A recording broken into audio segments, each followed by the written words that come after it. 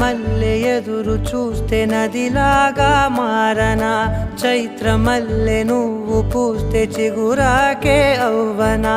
నన్నే వరించే యువరాజును అంట నీ యువ